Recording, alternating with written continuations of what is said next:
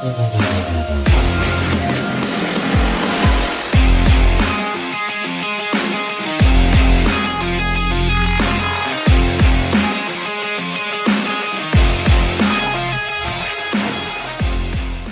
up, hot micers? It is Friday here on the Outlaw Nation channel. We're coming to you.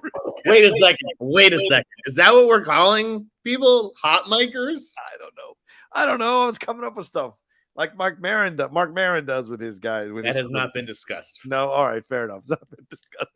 We ran it up the flagpole, and clearly we're gonna have more discussions on it. But anyway, thanks to all of you joining us here on a Friday afternoon live at noon. We had to reschedule the show from where we usually have it, which is 4 o'clock PT on Thursday nights because I had some stuff going on. So thank you so much for joining us live. We got a lot of stuff to talk about today over the next hour. Just letting you know, Streamlabs super chats are open. We're going to talk about these stories that have been coming out about Warner Brothers apparently wanting to do another DC overhaul after this merger with Discovery to be Warner Brothers Discovery. We're talking our thoughts on that Crimes of the Future trailer from Cronenberg going all the way back to the 1980s.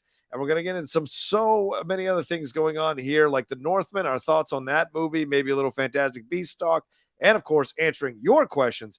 As I said, Streamlabs and Super Chats are open. Streamlabs address pinned in the chat. Jeff Sneider, how are you doing on this Friday afternoon? Is there anything breaking that you need to talk about right off the bat? Just the matzah. Happy Passover. Happy Pesach. See how I get the going? You can roll your R's and I can do the. That's fair.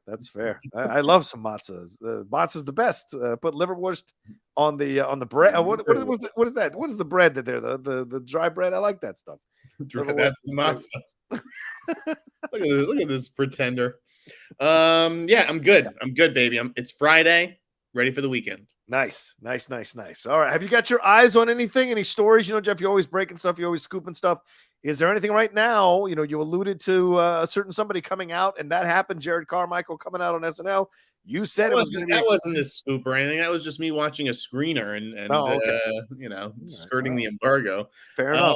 Have you got something? I do. I have some things that will be in the Ankler newsletter on Monday, and hopefully they just survive the weekend and you don't get it blown for you, as it sometimes happens in these things. We already have a Streamlab that came through. Wow, Travis Earl saying, my vision for a DC overhaul, DC should just let Jim Lee take over the Feige role for their tentpole projects and let Gunn have a Black Label style concurrent universe that produces mature content. Also, let Snyder finish his Justice League trilogy. So, Jeff, I guess that's a good launching point. Thank you, Travis, for that Streamlab. Send them in as we go along, ladies and gentlemen. We will definitely answer them on the show. Hey, Jeff's a guy who's inside the industry, breaking news all the time. I'm a guy on the outside analyzing the industry and talking about the breaking news all the time. So you got the best of both worlds here. Send in your questions, thoughts, and comments for us to address. So, Jeff, we should probably start there. I guess that's the big news that everyone is talking about. This overhaul, apparently, that was rumored to be happening. You tweeted about it. I saw Eric Davis at Fandango tweeting about it. Quite a number of things are involved here, and it is because of this merger here with to become Warner Brothers Discovery.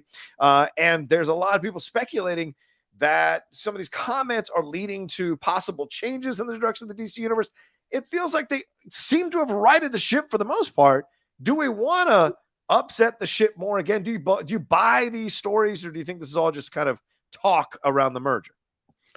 I think it's a lot of talk around the merger. Okay. I mean, obviously when there's a merger, heads roll. In this case, that David Zaslav decided to keep Toby Emmerich around. Yes, which I think is a good thing. Like Toby, you do need some stability. And sure, Warner Brothers, had a rough run there for a while. Like what was that? The Goldfinch, and they had it was like this fall where nothing they did worked.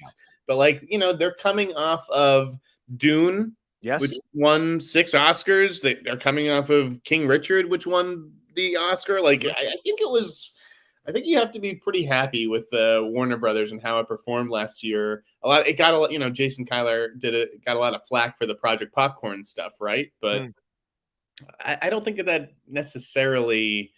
Maybe it wasn't the smashing success that he envisioned, and it caused them a lot of trouble, but I don't think it was a huge failure. So anyways, as far as the DC of it all, right? Yeah. They definitely have done a poor job with Superman. That is like, I don't think how you can argue that. I mean, there hasn't been a proper Superman movie in a decade, basically. Yeah. Right. Yeah. However, when you look at the rest of the moves that Walter Hamada, has made or has made in conjunction with Toby, the last few years, like, what more do you want from a guy? Like, you got The Rock doing not one but two DC movies. That's a big deal. The Rock is the biggest. I mean, other than Tom Cruise, Yeah. and Tom Cruise hasn't done a comic book movie yet, right? So whoever gets Tom Cruise is like, you win. Yeah. Short of that, The Rock is the prize, and DC got him, and got him not once but twice, right? Because you can't discount Super Pets. I mean, if you thought The Secret Life of Pets was a hit, now these pets are Superman's dog and Batman's cat or whatever the hell it is. I don't even know what Batman has, but like, it's going to do well, is the point. Yeah, right. So you've got movies like Aquaman, which Aquaman was the punchline of Entourage for an entire season. Made $1 billion for Warner Brothers. Right. Who saw that stuff coming? Nobody. Joker becoming $1 billion movie. Who saw that coming? Right? Like this dark R-rated movie with Joaquin Phoenix that cost like 50-60 million or something, or whatever it costs, probably maybe even less. Yeah. So I don't think you can argue with some of the moves. Obviously, the hot thing right now is multiverses. Yes. Right. And Marvel's stepping up its game with Doctor Strange next month. But they have the Flash, and it's not just the Flash. It's Michael Keaton's Batman. Who doesn't like Michael Keaton's Batman? Right. Right. Of course, people want to see that. So I got a studio calling right now, but take it live on the air. They'll have to wait. They'll have to wait. Okay.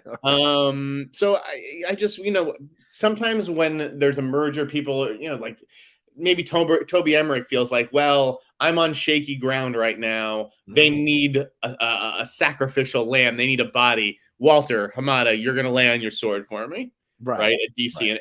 And then I can say, we're going to bring in someone new to run DC, and that buys Toby 2 more years to go to David Zaslav and be like, just give me 2 years, wait for this new guy's plan to kick in. But like, I think that's unfair to Walter Hamada, who's been doing a pretty good job. So that's my sort of overall take on the situation. Sorry to go on too long. What do you think, John?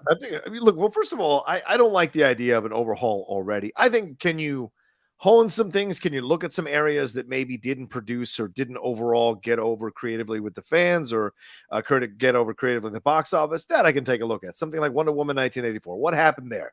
Let's take a look at what happened there. What are we going to do with the Ezra Miller situation? I think that's a big thing that they are going to have to confront at some point. I mean, eventually the voices are going to get loud enough. Why is it a big thing? Do you think that the average ticket buyer for these DC movies knows who Ezra Miller is, or is aware of him being arrested in a remote area of Hawaii? I don't know how many of them watch TMZ. Like, I mean, it was blasted all over TMZ for the day or two that it was a thing. So, I know a lot of people who watch TMZ or focus on that in TMZ. So, I mean, you got a great point. He has a restraining order, right? So, like, obviously they've been paid to go away, right? Right. Yeah. I just don't think that the average person cares at all about that. But it doesn't matter, does it? Because it's like, well, what are you saying? You're essentially hiding a person who's been doing some pretty nefarious shit, and publications are going to talk about it. These websites, these articles, these places people go to, mom and pop in the Midwest, or their kids who go and want to know what's going on with their latest stuff. They go to these websites, they go to these articles, and they read what people say about this situation. So they can be influenced by it. And if you're rebranding, coming in with a name change and a new logo and all that jazz, do you want someone who is going to be leading your new big film here in the next few months be a guy who's under suspicion for these attacks? Like the Ansel Elgort situation is I think is a little bit of a different situation here. And he's doing Tokyo Vice. That's not a attention grabbing series. Okay. It's doing its thing. And that people seem to not have too much of an issue with that too loudly. Ezra thing, yeah, for now he's not big, but once Flashpoint happens or the Flash movie happens, he's going to be massive. Momoa wasn't massive till Aquaman. Same thing here. Ezra will be blowing up, and if they're doing multiverse things, he's going to be showing up in different properties. So he's going to be a huge part of their next stage of DC movies. So I feel like you have to address that at some point, and maybe they think they're going to do that using the multiverse, as you just said, and bringing in, a lot of people saying Grant Gustin, but I don't see that happening. But someone else to maybe be the Flash, we'll see. But there's other headaches here that they have to deal with. As you mentioned, the Superman situation. As you said, 2013 was Man of Steel. I don't count Superman v. Batman as a Superman film. Hell no. It was an amalgamation of 4 graphic novels that just did not work at all. And this idea that they want to bring in someone like Feige. There are no other Feiges that are. That is not what the article said, though. I don't understand where people got that. What do you mean? It says it in the Variety article that they were looking to bring in. I'm pretty sure that the Variety article says they're looking for a business leader, not a creative leader. Okay. But they reference Feige. Literally the opposite. Huh? They reference Feige in the article. I'm sure you have to, but that's not what they're getting at, right? Like, am I wrong? Okay. Before the merger closed, Zaslav vetted candidates with experience in creating and nurturing blockbuster IP with a goal of potentially finding someone to serve as a creative and strategic czar, similar to what Marvel has in Kevin Feige. One of those candidates included Emma Watts, a former top executive at 20th Century and Paramount, but it appears like Watts not going to take the job. One insider suggested that Zaslav was less interested in finding a creative guru and more eager to hire someone with the type of business background needed to keep all the different factions at DC. Okay, so that's where we're getting hung up. Is that there was all these graphs about a creative producer, and then it was like, well, actually, one insider says they're not looking for a creative producer at all. Right. They're looking for, and that's what I took away from it. Yeah. The idea that that Emma Watts was going to run DC, like, wow, no, that's not the right fit for her. Fair enough. I mean, I was talking with a friend yesterday about potentially David Heyman. David Heyman has done Harry Potter and Fantastic Beasts and stuff, and Wonka and Paddington, and he also worked with Tarantino on Once Upon a Time in Hollywood or whatever. But it's like, I don't think he has the right tone.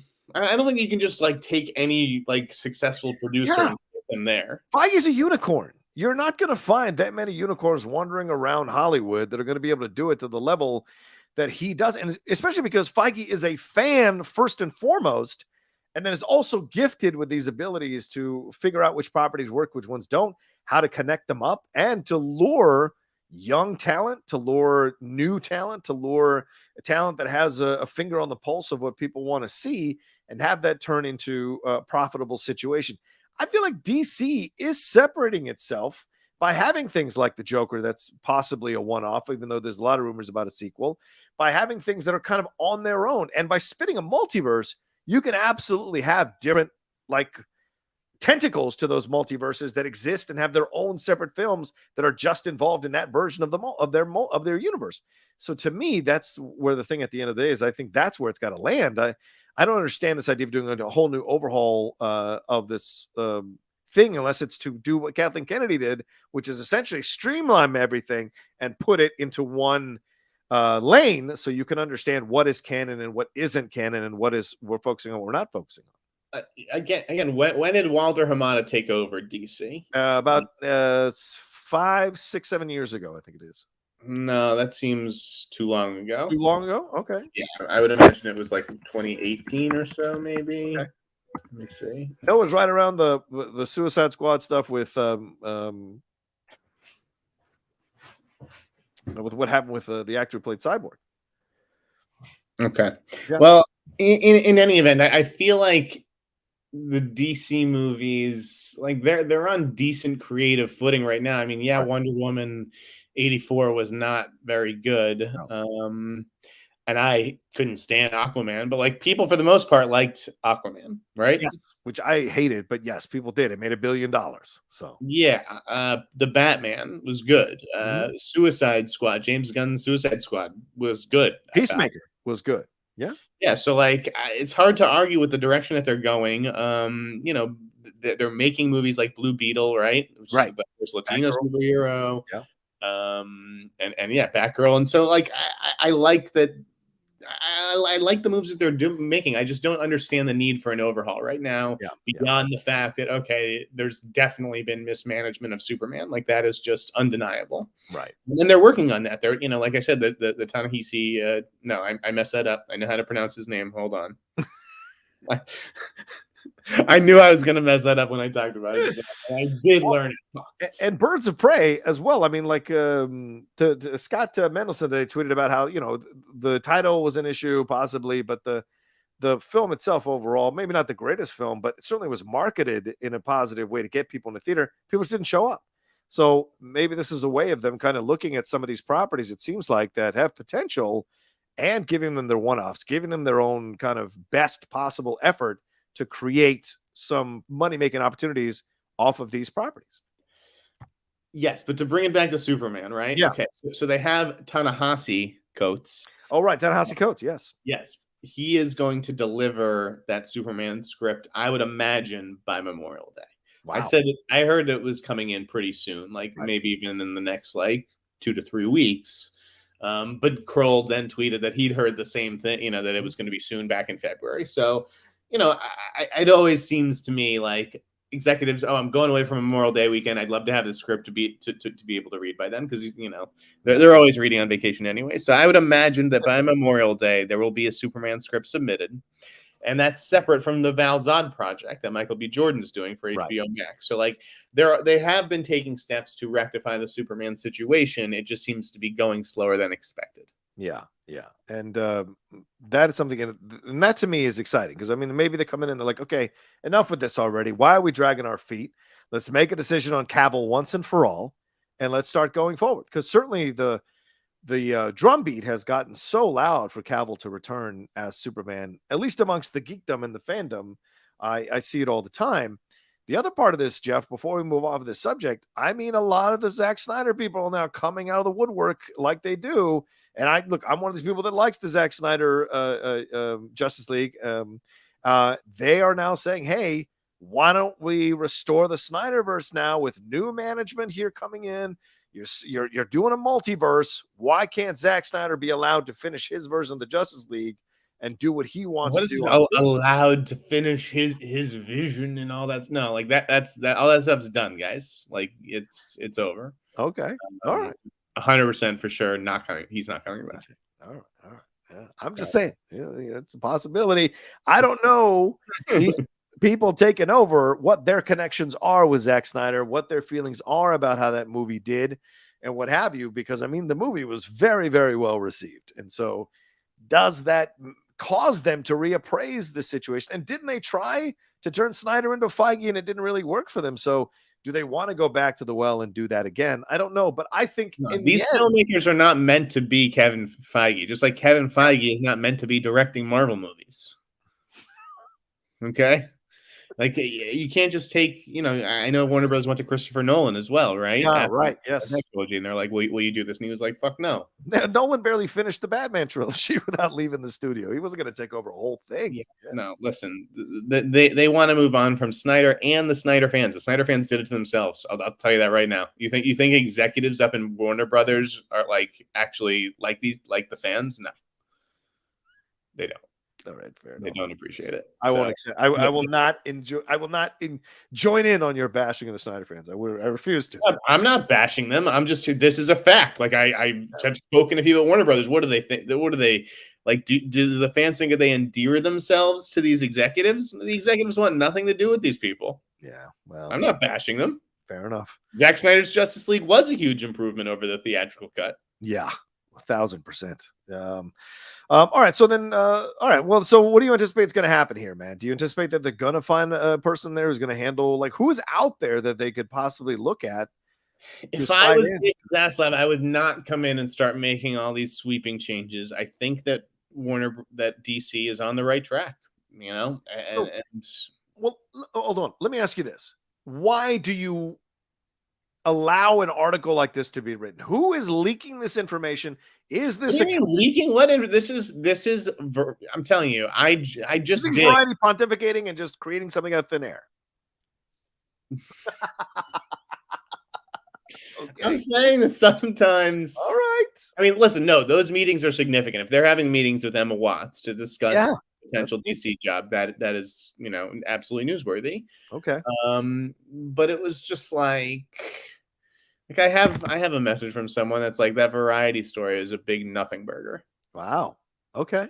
I think that editors they're like, get me something on DC, and they're like, well, okay, well, what is there to get you? And it's like, well, there was a meeting with Emma Watts, make it a story. They're exploring an overhaul, but like, and then of course, the word exploring gets lost in translation. Now it's like DC Films to Overhaul, and it's just, come on, guys, come on. I don't see how you do that. I think you have to let these movies play out. You have to at least wait until like The Flash comes out practically to do anything. Well, the other element of this, and the timing wise, I mean, Fantastic Beasts, their installment comes out this weekend. Is that going to be, if that doesn't do well at the box office, is that another area where they that might franchise have is toast? It's toast. Okay. That's why, again, I did this whole thing this week. Yeah. On the Ankler, what Zaslav should be focused on? What should he be prioritizing now that he's in power there? Number one is Harry Potter. You look at the all-time Warner Brothers box office list. It is dominated by Harry Potter. Yep. And it has become the franchise of diminishing returns. Yeah. So get rid of fucking Eddie Redmayne and all these other fucking British people. Like, just like, easy. Who are these people? Who's the other one? Callum Turner's the brother now. Like, I like Callum Turner. I like Eddie Redmayne. He's a good actor. What are these people doing in these movies? Yeah, they don't have the magic. No, they don't. Yeah. They're boring British people. Okay, stop. So I think that they need to get rid of all that shit, stop this Fantastic Beasts nonsense, and frankly, just back up the Brinks check to get Daniel Radcliffe and Rupert Grint. Like, what are these people doing? What is even Emma Watson doing? Okay? Like, I knew Daniel Radcliffe and Rupert Grint were not going to go on to like these like. He was just in Lost City, Daniel Radcliffe. What are you talking about? He wasn't good in Lost City either. I didn't think. I've never liked him. He's always a great guy in person. I've met him. Yeah. Dan. Yeah. But I've never liked him as an actor. Wow. Outside of Harry Potter. But yet you think he should come back. He is Harry Potter. That is what it's like. I'm sorry. Like some role, like fucking Jason Alexander's George Costanza. Right. And everywhere he goes, he's fucking George Costanza. That's so when you have Harry Potter doing guns akimbo, I'm just like, this movie is fucking stupid. So he needs to be Harry Potter again. Yeah, no, there's no big hits on his resume, right? Swiss Army Man, Lost in London, Beast of Burden, Guns Akimbo, Escape from Pretoria. Awful. Everything after Miracle Workers, then Lost City. Lost City is his first hit. I didn't particularly care for him in it. Yeah. Nor is he the reason that people went to see that movie. It's true. And then he's going to be playing Weird Al, and that's probably not going to make a lot of money on the end. So, but that's a fun role for. Sure, but he's not going to make a lot. But like, we're beating around the bush. What does this guy need to do with his career? He needs to. If Warner Brothers will just make the offer, he needs to accept it. That's what they need to do. I mean, they've all carried on to be part of projects that have gotten at least well reviewed, well received. Certainly Emma Watson and her activism outside the world of movies and whatever. I mean, her last credit is Little Women back in 2019. That's kind of crazy. What I like about Emma Watson is that she doesn't do a lot of movies, right? And like the movies that she makes like work, right? Yeah. Like Beauty and the Beast. Right. She's Perks of Being a Wallflower, is that her? Yeah, Perks of Being a Wallflower is her. Yes, absolutely. Like the Circle didn't work so well, but but she comes out every few years or every other year with a movie. Yeah, it's not overkill. She really isn't. Yeah, Mike, Week with Marilyn, Perks of Being a Wallflower, Bling Ring. This is movie stars have lost, right? Like they're just too everywhere, and so it doesn't feel special. Like I got to go to the movie theaters to see this person. Well, yeah. But anyways, that was number one. Fix Harry Potter. Number two, fix Superman. And that's what we've talked about basically the whole show. So Harry Potter and Superman. Yeah, all right, fair enough. There we go. You can read more of Jeff's coverage on the Ankler. Sign up for that. There you go. He won't even give me a free subscription, so y'all got to sign up. I'm not at the point where I can be handing out freebies. How dare you? All right, your turn, man. What's the next story you want to talk about? Oh shit! I don't even. Way to prepare for the show, there, Chief. This is the way it works. Okay, let's talk about White Men Can't Jump because so the hashtag show broke this, even though Deadline claimed a big exclusive on it the following day after I tweeted about it. Cinco Walls. I don't know who this is. Neither do I. Okay. Doesn't mean he's not a good actor. Doesn't mean he's not a great guy. He's on Power, I think, which my dad loves. Dad is a huge Power fan. Wow, really? I would have never pegged your dad As a huge He is crowd. known to a certain audience. But yeah, I don't know him. Jack Harlow could deliver me a pizza right now. He could knock on the door. I'd have no idea who the fuck he is. So you've got two guys who I'm like, who the fuck are these guys? Remaking a movie that, okay, maybe you could remake it, but it's a classic. Yeah. It's a total classic. Okay, maybe basketball has changed, music has changed, and like, everything has changed. It's ripe for a remake, but like, how do you not go big on this? Yeah, this guy is Jack Harlow is a rapper from Louisville, and apparently a big part of social media with his TikTok and all this kind of stuff. And as you said with Walls, but yeah, you're right, 100%. You're right. I don't get, because we just had, if you guys haven't watched that on ESPN, they have a great like reunion conversation with Snipes and Woody. It was about 15 minutes. If you guys haven't watched that, you should definitely watch that. We just had the 30th anniversary celebrated. 30th, Jesus Christ, celebrated at the Oscars with Rosie Perez. And of course, Rosie was on the Daily Show with Trevor Noah complaining about how they held her. So this is in the news. This idea of white men can't jump. People love this film. And so at the time when they cast Woody and Wesley, both of them were essentially in their prime or coming close to their prime. So it was a hell of a film to bring those two guys together with after they had done Money Train with J-Lo just a year or two before. It was great to have them come. What? Yeah. Money Train is after White Men. Is it after? Yeah. No. Yes. Wait a minute. What, that can't be right. This is why I didn't do well on movie release dates. Money Train's 1995. Fuck, you're right. Jesus. So they were trying to recapture the magic there. Yes. Those guys. Yeah, Wow. that is a reunion movie. Oh, I thought Money Train was like their dry run and then White Man. The point of this is, why is this not like fucking Michael B. Jordan, Pete Davidson, and Ariana DeBose? I'm not going to give you Pete Davidson, but I'll give you Ariana DeBose for sure. Pete Davidson was the one I felt the best about, by the way. What? Among those, you play basketball, believably, Pete Davidson. I don't know. Adam Sandler plays basketball. You'd probably say the same thing about him. Adam Sandler plays basketball because all those guys don't want to guard him and they lay off him. That's one of the most ridiculous videos I've ever seen. A middle-aged, overweight guy driving down on the right side wearing the double XL polo, and you're going to lay off him by the three-point line? Get the fuck out of here. Pete Davidson's 6 feet tall, right? I think he could have some moves. All right. It's not that hard to make these guys look good. Wesley Snipes couldn't play basketball. Right. He couldn't play. You're right. But he couldn't play baseball either. And he got there for he was athletic. I mean, yes. Just, a natural athlete, but like more of a dancer probably than a basketball player. Like Rocha. How dare you? So anyways, to me, it's just like, I'm fine ultimately with them remaking White Men Can't Jump. Yeah. I just don't get the point of doing it with two guys who have literally zero feature profile.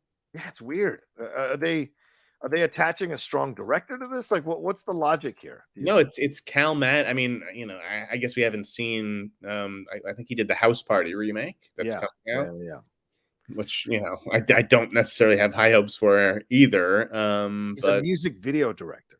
Come at it. And there's a lot of Fincher was a music video director. That's true. I'm not saying anything negative. You're right. So was Michael Bay. I just what was the big feature? Oof, Blake Griffin is producing Superfly. Oh yeah, Superfly. Yeah. Remember that? Yeah. That guy was like a hot music video director, right? Yes. So it's not about that though. It's just Jack Harlow. Sure, whatever. I'm trying to think who they should cast, and I think if I can get this video to come up, this is the guy that they should cast. I feel like Hollywood is so focused, on like trying to appeal to these 18 to 22-year-olds, right? Like, you got to stay on top of the youths, but like they just don't care about movies. They just do not care. They're not in that camp. They care about TikToks. They care about this other stuff. And they watch YouTube. Yeah. YouTube and TikToks. It's fucking wild. It's not a bad point. Can I get this up? There's no respect for the written word anymore, for scripted entertainment. Now people just watch reality television and Love After Lockup and fucking Love After Lockup. I've been seeing those trailers. They are driving me nuts. Those trailers, Love After Lockup. Like, we can have sex here, or we can have sex over here. People don't want to pay attention. They don't want to pay attention at the end of the day. They just want to veg out and be on their Instagram and TikTok. They don't have to pay attention to a story. Jesus Christ, that's ridiculous. I find that to be insane. on so many levels, man. What's next? What's all next right. on the list, John? What's next on the list is this. Let me bring it up here because I know I have the list. I sent it to Jeff this morning. Crimes of the Future, this new trailer that dropped, the 1-minute trailer here with some very ominous music from David Cronenberg. They lead with from the director of Crash, and then find their way to The Fly and the other things that he's directing here. Yes. Which, by the way, when they say the director of Crash, no one is thinking of the Crash that he made. Yeah, it's true. No, they're all thinking the Paul Haggis. The average person is definitely thinking of the Best Picture winning Crash. So they're like, this is a hard pivot for that guy. Wasn't that guy in Scientology? What's he working out?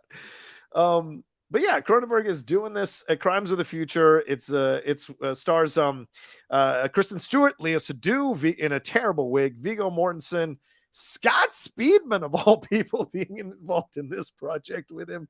But you know, this is an interesting cat, David Cronenberg, a guy who I vacillate on back and forth in terms of his ability as a director in films that I like. Certainly, The Fly is one of my favorite films.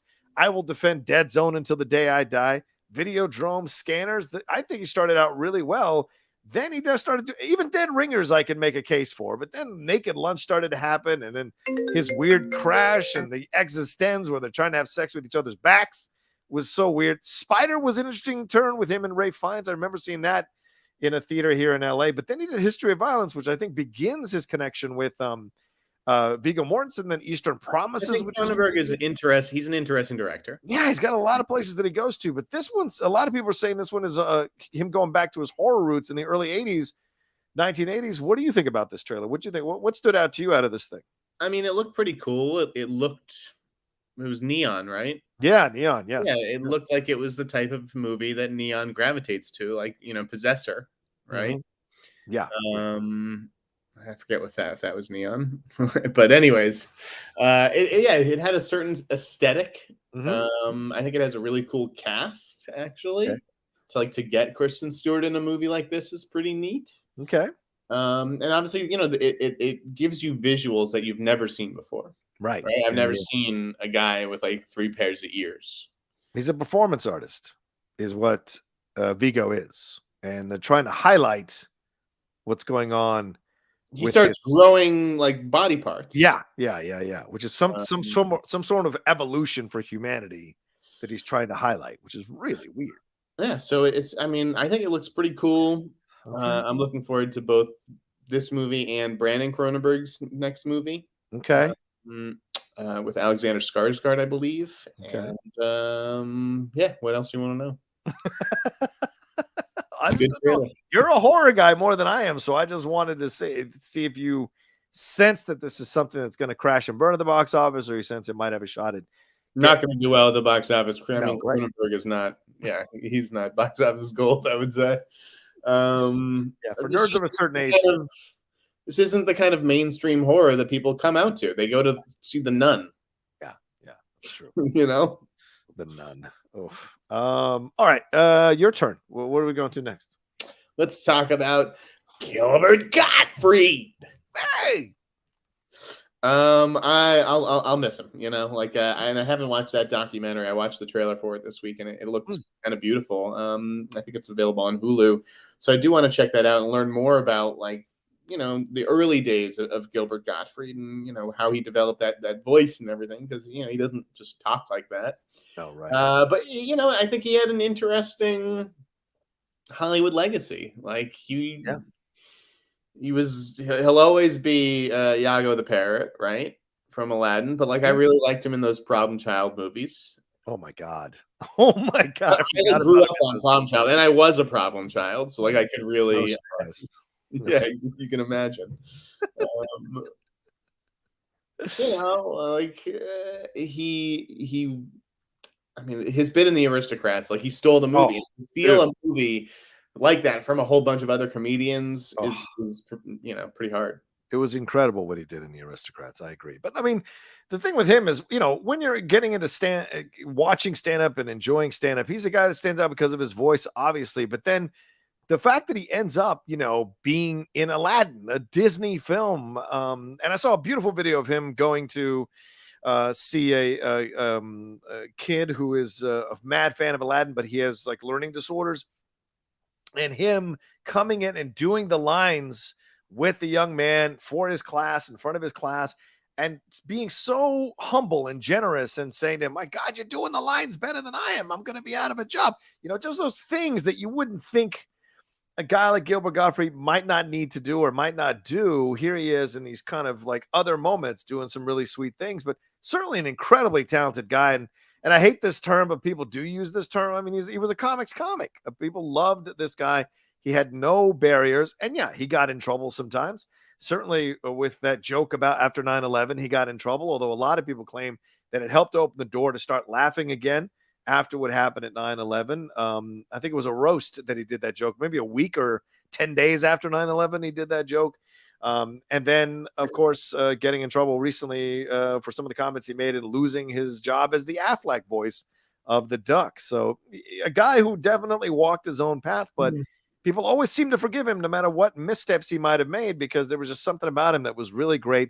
And I'd argue that he's the second best part of Beverly Hills Cop Part 2 is that scene with him. Right. Yeah, he is. This hand that'll make you forget. What was it? What did I have? I watched that scene as well this week.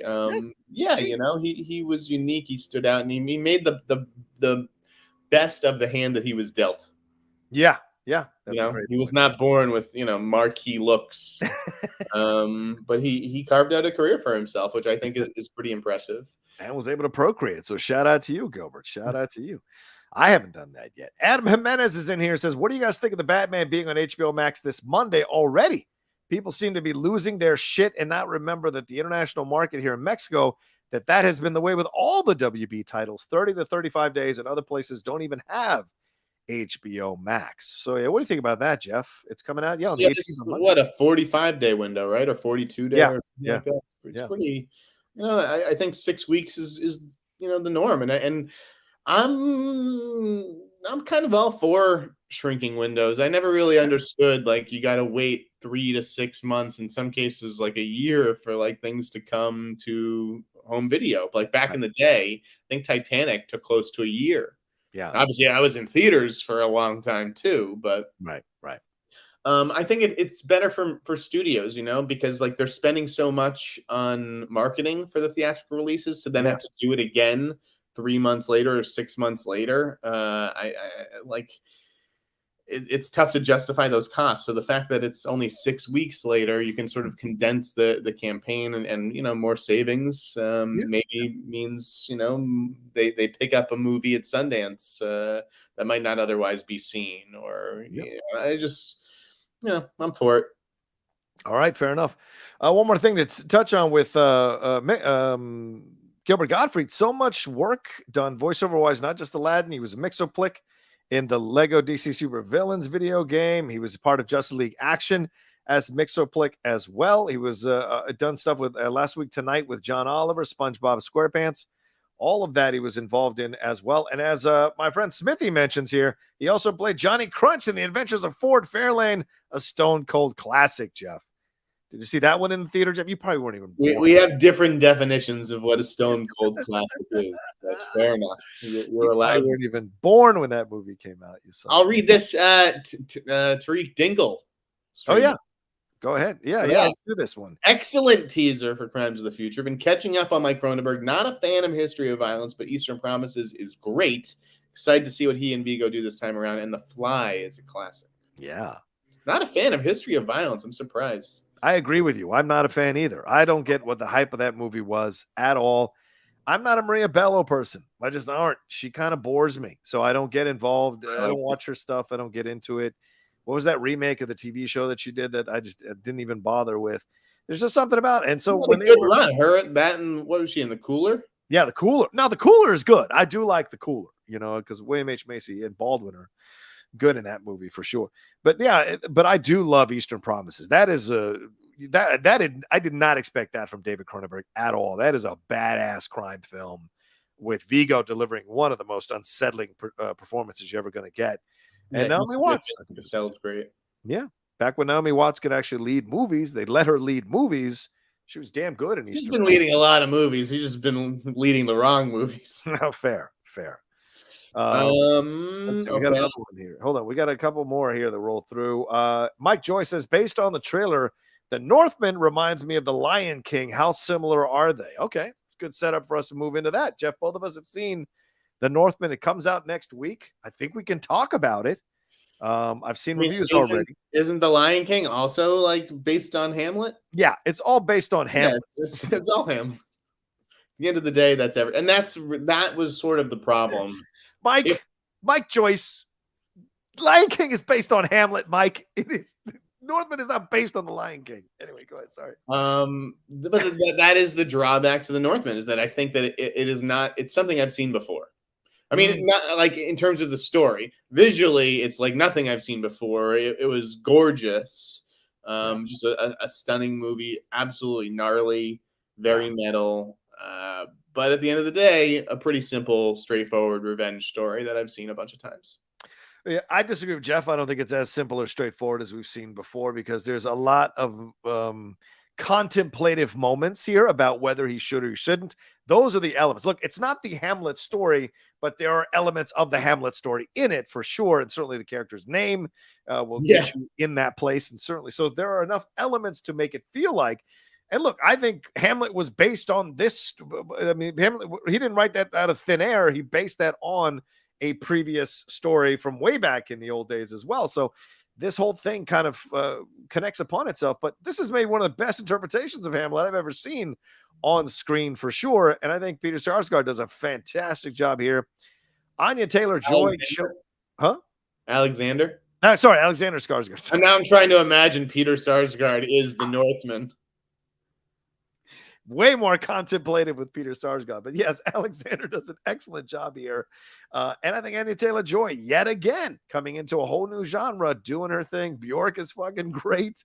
Kidman surprises me. Ethan Hawke, I find him more interesting in the limited screen time he has in The Northman than I have at all during Moon Knight. I found him way more interesting in The Northman than I have. The whole cast is pretty good here. Yeah. I actually like the other son. Oh yeah, all right. The villain's other son or whatever, and that role was supposed to be. Do you know who's supposed to be that role? No, Alexander's brother, Bill. Oh, Bill. And Bill had to drop out, and then they got that guy. Is it because he was doing it, or because he was going to do The Crow? Why did he drop out? It's definitely not The Crow, but I don't know. Probably just busy. Yeah.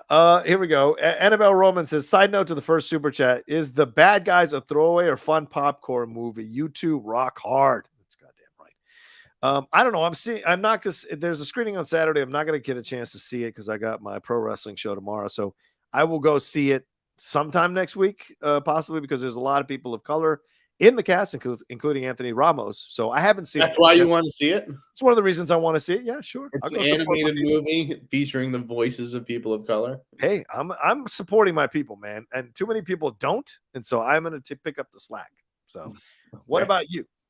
I want to see it. I like the premise. I think it actually, like, it's on my list. If you go to the insnider.blogspot.com blog, it is on the list of movies that I plan to see. Oh. I've always liked the premise. I like the cast. I like Sam Rockwell. So I'm looking forward to it, but I haven't been invited to anything yet. What? Oh, I keep sending you stuff. I don't get these invites. All right. I know you got your HBO Max thing opened up, so congratulations. I got HBO, not HBO Max yet. HBO came in, and I went through the list because I wanted to see if they'd added any extra Barry screeners, because I've seen the first 4. As have I. And they have not added any more after that, but they did add We Own the City. Yes, there's 6 episodes of We Own the City that are up there. Yeah, dude, I started that last night. Can't say anything. I'm under embargo. But. Yeah, I still have to finish Tokyo Vice, the 5 episodes that are out there for Tokyo Vice for me. But yes, the other 2 Barry episodes dropped today, according to what I read. Oh, okay. Yeah, cool. 5 and 6 dropped today, and then we're allowed to do a review of it on Monday morning with those 6 episodes. Is what it was written. So I will definitely be working on that. Let's see here. We got another one that came through. Okay, no, that was thanks, Mike Joyce, and do some research. Tarek Dingle says, one of 2 off topic, but I've got to ask you, John, what version of Touch of Evil should I watch first? I recently got the new 4K, and there are 3 versions: the theatrical, preview, and reconstructed. Description says the reconstructed. Yeah, I would say the reconstructed, because that's Wells's actual vision for that movie, and they actually did a good job of it. Whereas they messed with Magnificent Ambersons to try to bring that out to his actual vision. And I did not like that at all. Or Coppola with that fucking Apocalypse Now The original cut is still the best cut. There are some cool scenes in the redo, and then the final cut, but them keeping the plantation scene, which is absolutely horrible, was a massive mistake. So I would say this is one of those rare films where the reconstructed one, rebuilt one, is better than the original one. So he says reconstructed cut in the definitive version, but I was wondering if I should start with the theatrical anyhow. I mean, if you want to, that's fine. It's not going to kill you to see it that way. A lot of us love Touch of Evil theatrical version already. And the reconstruction just helps you appreciate it even more. But it'd be a good experiment for you to watch the reconstructed and swing back over to theatrical and see what you think. And I'd like to hear your thoughts. So if you want to DM me on any of the social media, let me know your thoughts. I'd be curious to hear your thoughts for sure. All right, Jeff, where are we? Is it your turn? Oh wait, here we got Doug Developer. Fans of Gilbert should see his appearance on Married with Children. Gilbert Gottfried. The premise is that Al and the gang are on a raft lost at sea after their cruise ship sinks, and Gilbert happens to join them. Not politically correct, but absolutely hilarious. I don't know if you've seen that episode. I don't know that I have. Although I did think of Married with Children this week. This is a fun little story. Okay. So I went to the doctor just to meet a hair restoration guy. I don't know if he's probably not a doctor. He's the hair restoration guy. Okay, just to see if anything could be done about this situation. Now, I'm telling you this story because I'm probably not going to go through with it. I hope not. So the guy, he like looks at my head. He's like, oh yeah, I've seen guys way worse than you. Like, you've got a good bridge and everything. Have you heard of Dwayne Johnson? and so he's like, listen, I know what you're thinking. It's expensive, but you're gonna make more money in life. Are you gonna make more hair? And then he like wheels over in his chair and he's like, look at this hair. Can you tell me which of this hair is real and which is fake? For all I know, it's all real. And he's just like, look at how real this fake hair looks. Anyways, I Googled this guy afterwards, and he was a very, very bit actor. He had a role, I believe, on Married with Children. Oh my God. I think he popped up in an episode. I think he was a former Chippendales dancer. So he was already blessed with like this Patrick Swayze Chippendales hair. Yeah. Like, that's like shit. If I was a millionaire, like maybe I'd go through with this, or if it costs $5, I'm not in the position to be spending this much money on hair that I don't even know if it's going to look good on my head. Yeah. Big risk. There's a quick article that came across from Variety here. Jamie Dornan talking about the backlash for casting, and speaking specifically about Jamie Dornan from Belfast, talking about his backlash that he endured when he got cast in 50 Shades of Grey. And he connected it to Robert Pattinson, who was the target of some fan backlash, and Andrew Garfield, and even Daniel Craig as James Bond before Casino Royale came out. And of course, we can go back to Hayden Christensen as Anakin, who he's about to reprise it in Kenobi in just a month or so. Or a wig. Dude, I look good. Yeah. Feeling myself. Anyways, Jamie Dornan getting a backlash. Okay, yeah. Every time an actor gets a role, the fans of the other 500 actors who didn't get it are upset. But listen, I want to read what he said. So I want you to, he said prejudgment is such a fucking disease. It's a disease in all our culture. In my line of work, sure. But in general, people prejudge people based on fucking anything really. And it's very sad. Look at the reaction Rob got cast as Batman. It was like 90% negative. It was not 90% negative, Jamie. I have to put that on the table. There was a lot of ladies who were quite happy Robert Pattinson was cast as Batman. There was backlash to that announcement. I think people respected that. Yeah. So do you think this is I'm saying, all these actors, they listen, they all think everything's negative. Yeah. Because that's what they focus on. They're not focusing on the 100 compliments they're getting. They're focusing on the one criticism that they get. That's just creative people in general, right? Yeah. Yeah. That's so it feels like that's what it feels like to them. It could be 90% positive, but to them, because they're focusing on that other 10%, that 10% feels like 90% to them. It's like in the Schmodown, those people, some people in the Schmodown, they'll take that one, they have 700 positive comments in the YouTube section, but they will take that one comment, highlight it, copy it, paste it, put it on their social media and complain about it. I'm like, you found the one comment that was negative about you. Why? Why do you want to? That's why people don't go looking for this shit. But Yeah, listen, a lot of people had a lot of strong feelings about 50 Shades of Grey. I was right in the middle of that casting hunt. I was the one who broke the Dakota Johnson news. Yeah. And no one really knew who Jamie Dornan was. I mean, he was on The Fall at that point, but like that was Right. still a kind of niche thing. So Okay. yeah, I mean, it was inevitable, but I think he came out stronger the other side for it. Yeah. Yeah. I think so too. Sadly, we have to report that actress Liz Sheridan passed away just a few minutes ago, about 30 minutes ago. It's reported here on Hollywood Reporter, who was Jerry's mom on Seinfeld. So 2 weeks after Estelle died, Mrs. Yeah. Costanza. Crazy. Wow. Crazy. Wow. Wow. Going to that Seinfeld cast in the sky. She's, I believe, the last parent who's alive too. Really? Of all of them, of the four of them? Well, so I looked at, I was like, somebody protect Babs Kramer, right? I do that, but she passed in like 2005. Said to delete that tweet. Jerry Stiller's dead, right? So Jerry Stiller's been a while. I think Sheridan may have been the last one because you never meet Kramer's dad.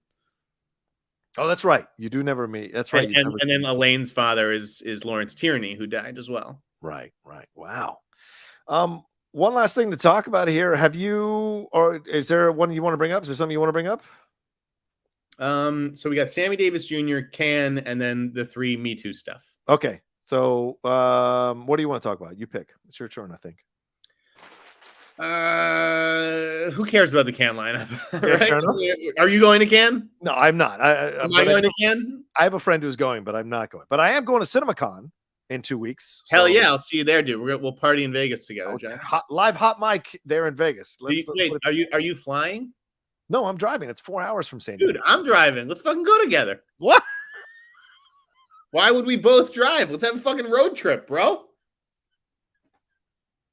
Nothing scares me more than a road trip with Jeff Sneider. I'm a great driver. The nose blowing, the farts, the comments. I don't know if I can deal with that. All right. Well, you think about it. Where are you staying? Where are you staying? Can you say? I think I got a room at Caesars this time. Oh, congratulations to you. How do you know? Like, are you being sent by the Angler? They set it all up? So no, I did it all, but yeah, okay. I think I got the Angler. How can you not know where you're staying if you set it up? You idiot. I set it up like 2 months ago or something. I got them both to split the costs. Oh, smart. So nice. Below the Line and Ankler, and I'll be filing for them for both of them. Nice. Yeah, I'm paying it all for myself. So yeah, well, maybe I can find an outlet who wants some coverage. Maybe I see people do that sometimes. It's weird. Save yourself some gas money, bro. Drive up to LA and then I'll drive. That makes no fucking sense. You come here. It's 4 hours from here. Why would I drive up to LA and it's another 5 hours? It's a 7-hour drive. That makes no sense. What is wrong with you, bro? What are you? You just come down here, park your. Why would I go south? I'm going north. Vegas is north. No, but Vegas from San Diego is around because I don't know. It's northeast, man. This has become like the Californian sketch or something on SNL. Anyways, I don't care. We'll see the movies when we see them.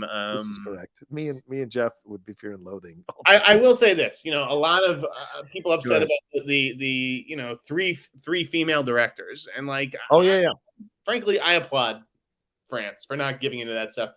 If everyone it's almost like there should be blind submissions. It shouldn't even matter who directs the stuff. Just pick the best movies. Right. And if that happens to be 18 women, go for it. I'm all for an entire film festival full of female directors. Yeah. But when we have to start being like, we have 16 male directors and I need, more female. It's just like, that is so antithetical to art. I'm sorry. Yeah. So I kind of like that, how old fashioned France is in this regard.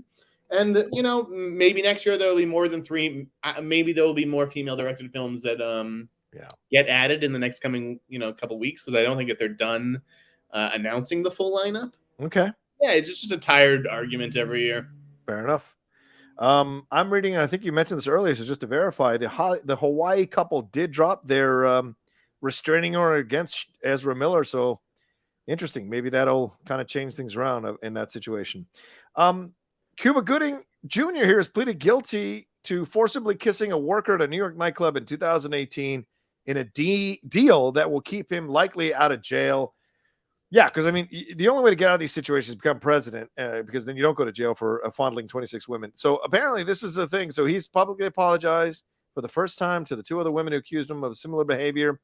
So, what do you think is the fallout from this for him? Not that he was, like a superstar anymore, but Yeah, like, I mean that's the thing. is it more about like, look, I need to preserve my legacy, or I'm an Oscar winner. I do want to keep working this business.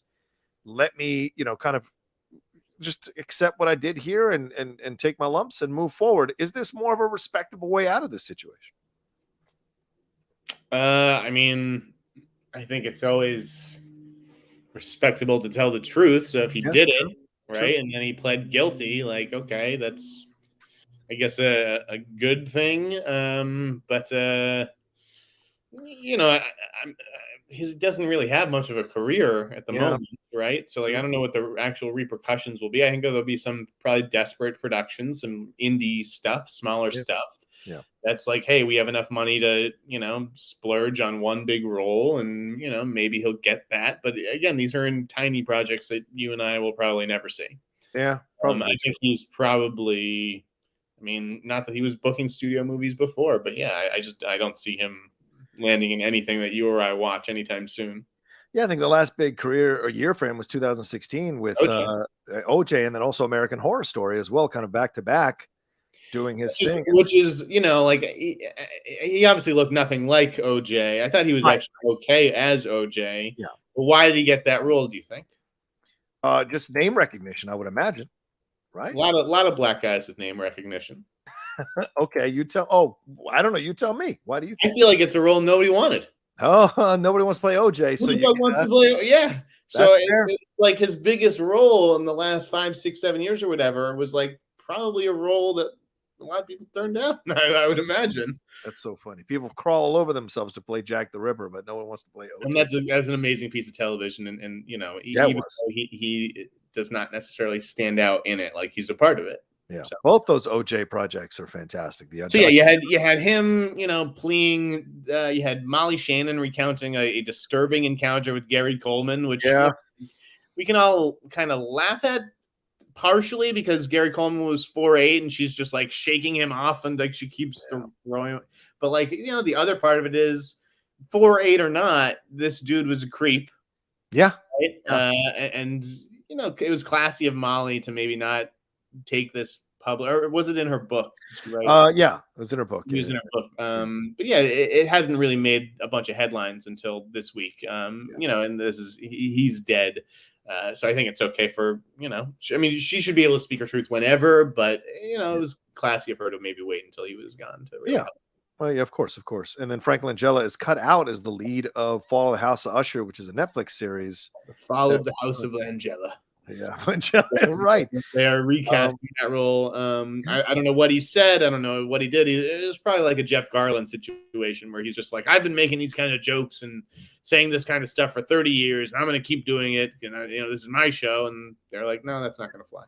Yeah, he had been accused of a sexual harassment and including making inappropriate comments to a female co-star during work. And the 8-episode series is starring Carla Gugino, Mary McDonald, Carl Lumley, and Mark Hamill. Oh my! All right, so there you go. And then lastly, Sammy Davis Jr. movie, right? Elijah Kelly. I have no thoughts on this. You really? Why do you hate black entertainers, man? What is your problem? What is your issue with black entertainers? No, this is being issued by HULU, and they've been trying to do a Sammy Davis Jr. biopic for years. I remember when Savion Glover was being looked at back when he had kind of a blip of fame in the mainstream populace there to play Sammy Davis Jr. If you want to read a great biography on him, it's called Black and White on Sammy Davis Jr. I'm a mad fan of the Rat Pack, so I know a lot about those three guys and a little bit about Peter Lawford and Joey Bishop. But those three main guys, Sinatra, Martin, and Sammy Davis. So, I mean, it's been ordered. The streamer has ordered 8 episodes of a limited series about Sammy Davis Jr. It's from Lee Daniels and 20th Television. It is based on the book I'm talking about, Will Haygood's book, in black and white. So Elijah Kelly, who was last seen in NBC's The Wiz Live and New Line's Hairspray, and he was in The Butler and Fox's Star, is going to be Sammy Davis Jr. It's going to follow him from childhood stardom through the Rat Pack, through his marriage to Mai Britt, through the Kennedys, and into his problem with alcohol and drugs. And Lee Daniels is going to direct the first 2 episodes of this. And Kelly will also produce this as well. Elijah Kelly will also produce and collaborate on some of the show's original music. So, and Mark Toberoff and Thomas Wetfell are EPs on this project as well. Kelly starred also in the New Edition story, which was awesome. The New Do you Edition know who Mark Toberoff is? No, who's that? He's the attorney who fights all the battles to get the rights back. The Superman, Jerry Schuster or whatever, the heirs. Yeah. Mark Toberoff was their lawyer. I wonder if he's involved in the Bill Finger situation. I don't remember if he was involved in the Bill Finger situation, which was really interesting too. So we'll see. I'm excited about it. It's about time Sammy got a little bit of love, for God's sakes. We're probably never going to Dean Martin biopic. But there's never been a really good Sinatra one. There was that TV movie one. I just don't know who these are for. Motherfucker. Do you know how much they're charging to go see Wayne Newton in Vegas? I went and took a look at the tickets. It's $150 to see Wayne Newton. So there's old people who are still buying things, man. Sure. If you say so, man. Look, when Britney passes away in like a bunch of decades, they're going to do a Britney Spears biopic as well, pal. They're going to do a few of them. So, okay. Sammy Davis Jr. Sure. There you go. All right, 2 last things, real quick. Thoughts on Outer Range? Did you watch them? Did you like it? What thought? You went to the premiere of the pilot? Went to the premiere, saw 2 episodes, liked what I saw. Not the greatest show, but B plus. Okay. And have you seen the Swimming with Sharks series with Kiernan Shipka on Roku? Okay. Nope. I would like to, but again, Roku is just that's too far down the line for me. It's fascinating because I like Kathleen Robertson as an actress. I liked her in that Kelsey Grammer one, Boss. And I've seen her. I didn't see her in 90210. I discovered her afterwards. But she's producing and wrote it and is involved in this thing. And so a female version of this story, of this great film from the 1990s, is very interesting. And Shipka and Diane Kruger being a part of it. Braz Walker 9, you're right. Wayne Newton, ? Only John Rocha and a man of his age would bring up Wayne Newton. The kitsch factor of Wayne Newton is what I was getting at. And the fact that they're charging still that much to go see him is incredible. John Legend's in Vegas as well. I want to try and see that Beatles love show. We'll see. All right, get back to work. Thank you all so much for joining us here on the Hot Mic. We had 138 of you joining us. Thank you so much. Please remember to hit a like on this video, share it on your social media, leave a comment down below as well. Subscribe to the channel and hit that bell button so you see when we're dropping everything we do. Jeff, where can people find you and everything you got going on, my man? The InSneider on Twitter, theankler.com on Mondays, btlnews.com, and lamag.com. Will be dropping my summer movie preview next week.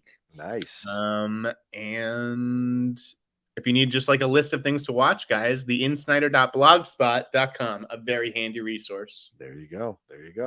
All right. Well, you can follow me at The Rocha Says on Twitter, Instagram, and TikTok, The Outlaw Nation on Twitch. And my other podcast, The Top 10, The Cinephiles, and The Geek Buddies, all out there for you to enjoy. Later on today, Geek Buddies spoiler review for Moon Knight Episode 3 will drop right around 4 or 5 o'clock there for you all to watch as well. Don't forget John and Wendy Show live at 3 p.m. on Twitch. Me and Wendy going live at 3 p.m. on Twitch for you all to enjoy that on the Twitch stream. All right, take care of yourselves. Be well. Have a great weekend, and we'll talk to you next time with a brand new episode of The Hot Mic. Peace.